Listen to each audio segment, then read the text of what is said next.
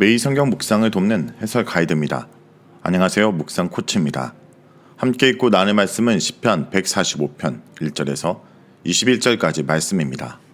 하나님은 온 세상의 왕이십니다. 그의 다스리심과 하시는 일을 통해 권능과 위대하심이 드러납니다. 이 하나님이 영원히 왕이 되심과 그의 왕국의 영원함이 대대에 선포될 것입니다. 또한 그가 만든 만물과 그의 성도를 사랑으로 보살피시며 모든 육체가 하나님을 영원히 송축할 것입니다. 1절에서 7절은 위엄과 영광을 선포하라고 말합니다.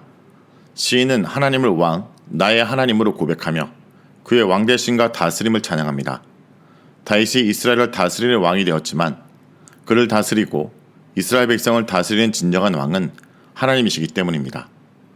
1절에서 3절에 찬양하다의 의미인 동사가 5회 나오며 이 시 전체에는 찬양하다나 선포하다와 관련된 동사가 총 20회 등장하여 하나님이 왕이심에 대한 찬양과 선포의 의지를 확실히 보여줍니다. 1절에서 3절의 시인의 하나님 찬양에 집중됩니다.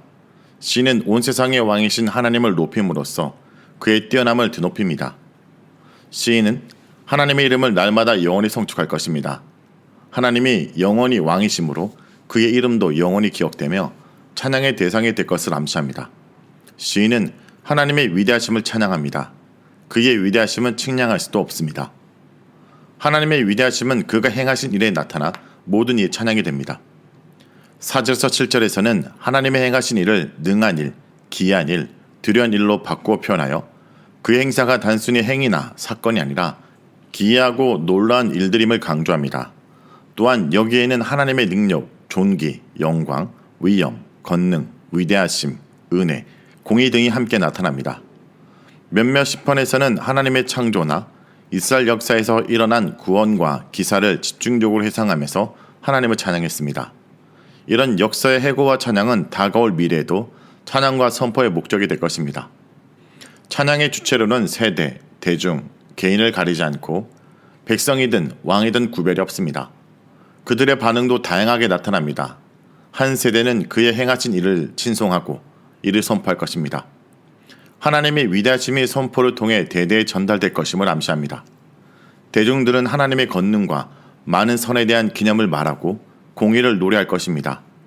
기념을 말한다라는 것은 하나님의 속성과 행사를 기억한다는 의미입니다. 이 기념의 행위는 예배로 이어져 하나님이 하신 일과 그 속성을 선포하고 감사하며 찬양으로 각자 하나님께 하답하게 됩니다. 기념을 말하다에서 동사 말하다는 시내가 거품을 내며 흐르거나 물이 끓어 넘친다는 의미입니다.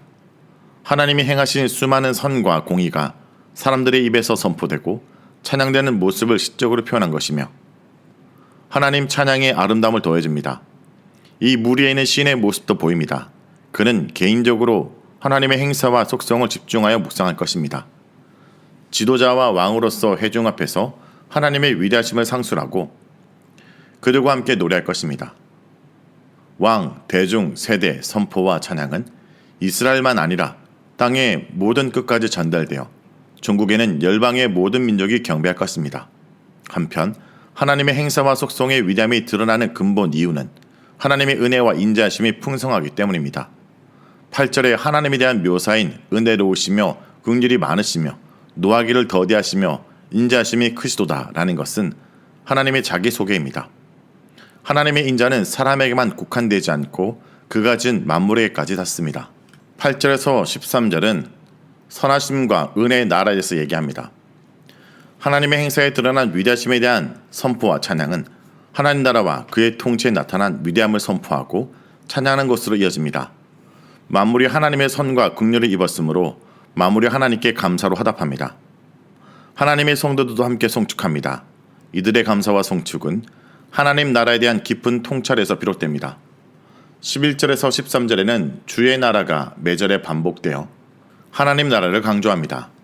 그의 나라는 영광과 그의 업적이 표출되는 나라이며 그 속에서 영광과 위엄이 드러납니다. 그러므로 그의 성도들이 하나님의 업적과 위엄의 영광을 다른 이들에게 선포할 것입니다.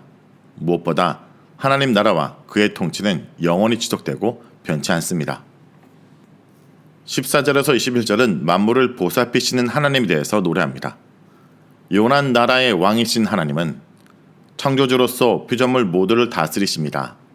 그가 세상의 모든 사람과 생물을 만드셨으므로 그들의 본성과 필요를 아십니다.